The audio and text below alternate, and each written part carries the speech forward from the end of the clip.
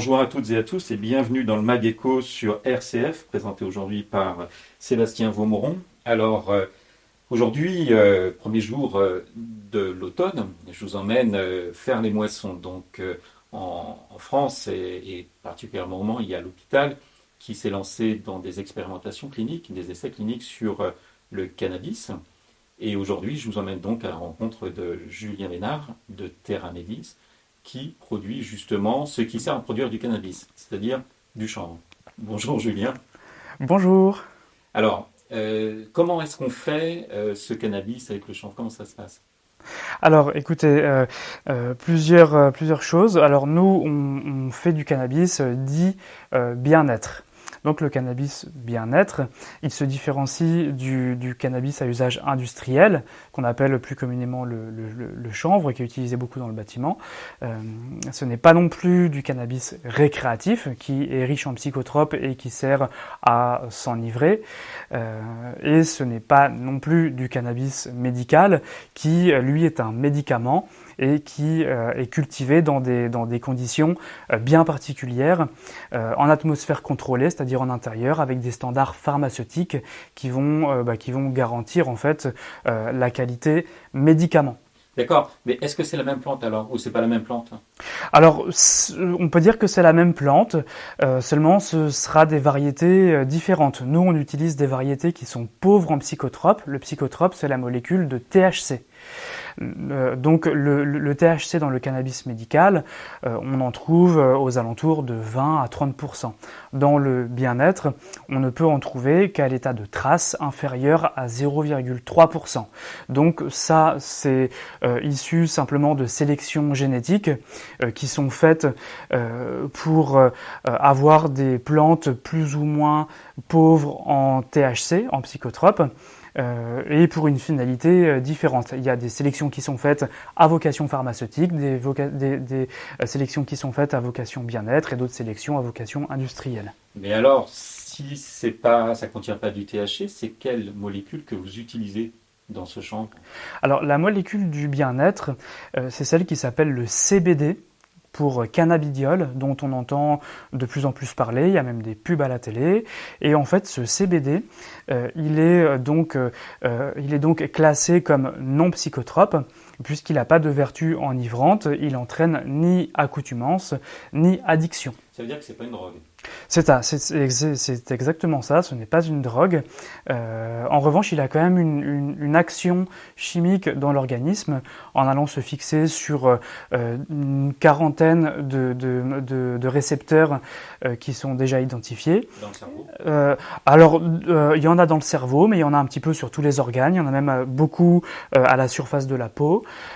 Et en fait, ce cannabidiol, en allant se fixer sur ces récepteurs, va entraîner des réactions chimiques qui vont avoir pour vocation de réguler en fait les fonctions vitales du corps, ce qui s'appelle l'homéostasie. Et donc c'est par cette action-là qu'on va avoir une action notamment sur la douleur, principalement les douleurs inflammatoires, une action sur le sommeil, en ayant un sommeil un peu plus profond et plus réparateur, et une action sur la régulation de l'anxiété et du stress. Donc ça, c'est les trois grands usages qui sont faits aujourd'hui du CBD et du chanvre, du CBD et des produits qui en contiennent.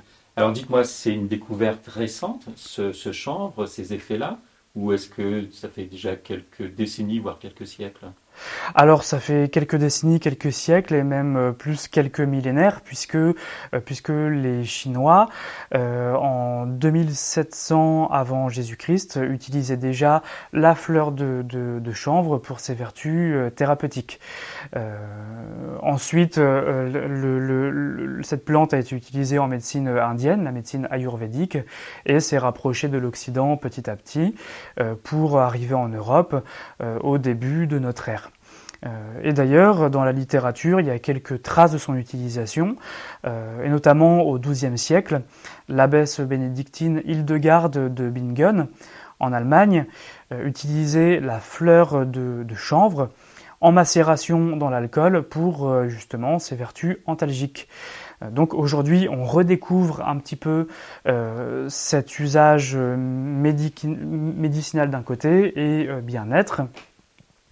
Voilà, de plus en plus de produits arrivent sur le marché avec une réponse assez intéressante et des retours très encourageants des personnes qui utilisent ces produits-là. Comment se cultive cette plante justement? Qu'est-ce que vous récoltez? Comment ça se passe? Alors nous, pour l'instant, on fait uniquement de la culture en extérieur. Donc on cultive le chanvre en commençant par un semis en plein champ, donc en pleine terre, aux alentours de fin mai, entre fin avril et fin mai. Ensuite, il y a une phase de croissance jusqu'à début août.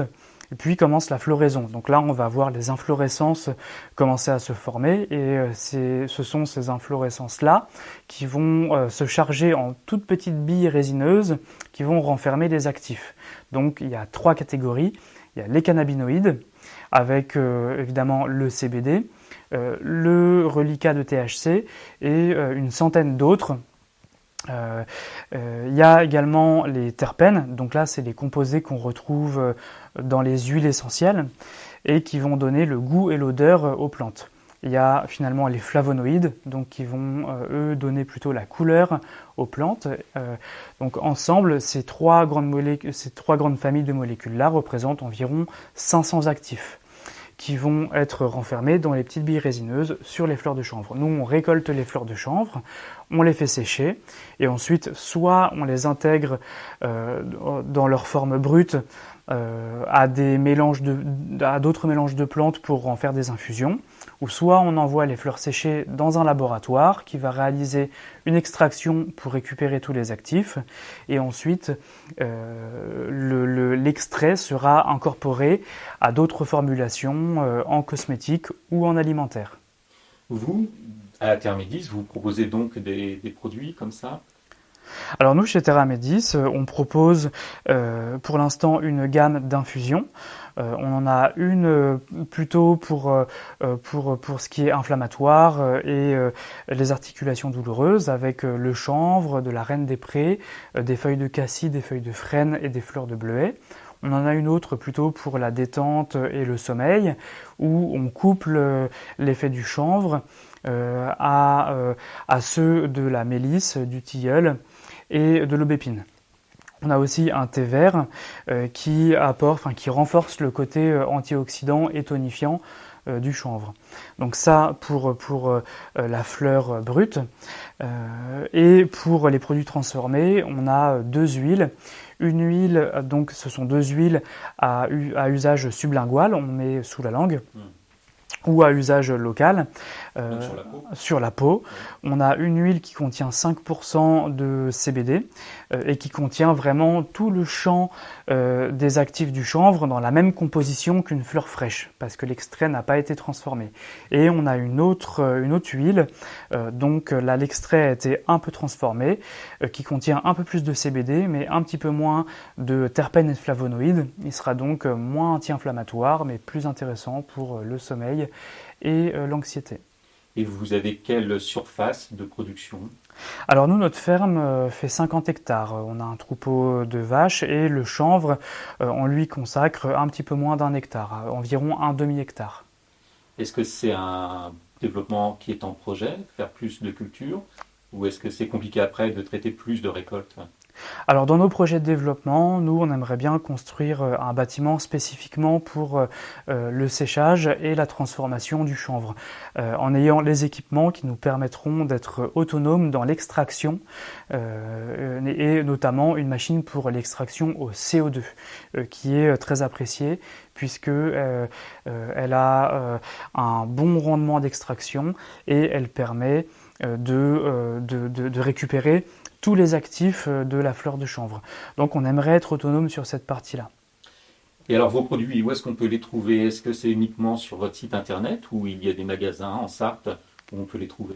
Alors on a un réseau de distribution qui comprend des magasins U qui apprécient les produits du terroir. On a aussi des magasins spécifiques pour les produits biologiques et on a aussi une dizaine de pharmacies qui distribue nos produits. Donc nous, on assure également la formation des pharmaciens et de leur équipe grâce aux 2 médecins généralistes qui sont dans l'équipe de Theramédis et qui ont suivi une formation universitaire sur le bon usage du cannabis médical. Très bien, merci beaucoup Julien Bénard pour cette présentation de Theramédis et puis du CBD, qui est un produit en plein développement. Merci. Merci Sébastien.